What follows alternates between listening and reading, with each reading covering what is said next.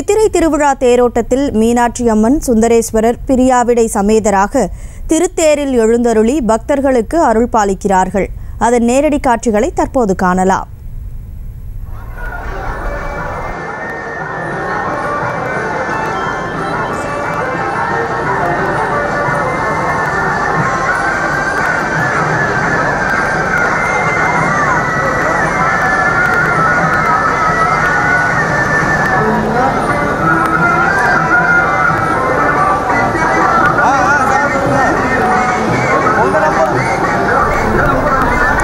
கூடுதல் விவரங்களோடு செய்தியாளர் நவநீத கிருஷ்ணன் இணைப்பில் இருக்கிறார். வணக்கம் நவநீத கிருஷ்ணன், கள நிலவரங்களை வழங்கலாம்.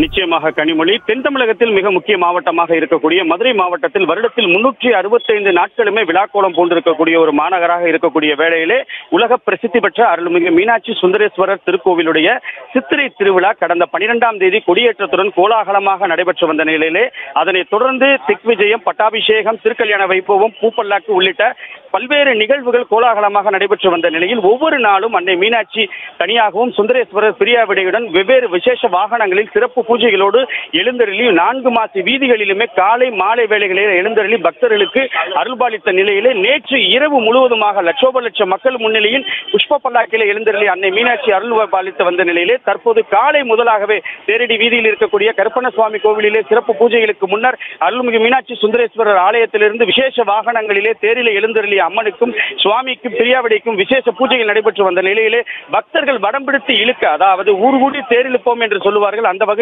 வருடத்தில் ஒரு முறை இந்த பெரிய தேரிலே 4 மாசி வீதிகளிலே வரக்கூடிய அன்னை மீனாட்சியும் சுந்தரேஸ்வரர் பிரியாவிடையுடன் எழுந்தருளக்கூடிய அந்த தேரோட்ட திருநிகழ்வானது தற்போது கோலாகலமாக நடைபெற்று வருகிறது.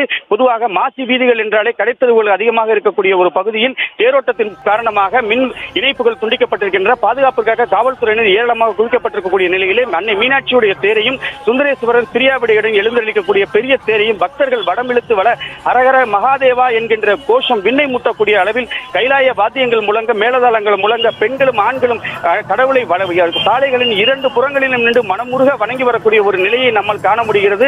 நான் ஏற்கனவே சொன்னது போல வருடத்தில் 365 நாட்களும் விழாக்கோலம் கொண்டிருக்கக்கூடிய அந்த மீனாட்சியின் பதியிலே மதுரையிலே அன்னை மீனாட்சி சுந்தரேஸ்வரரை அவர்கள் காணக்கூடிய ஒரு காட்சியை நம்மால் காண முடிகிறது.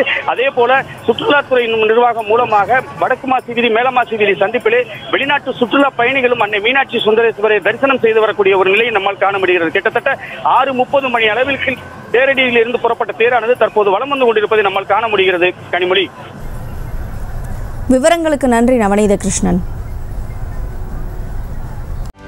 செய்திகளை உடனுக்குடனும் துல்லியமாகவும் தெரிந்து கொள்ள சப்ஸ்கிரைப் பண்ணுங்க.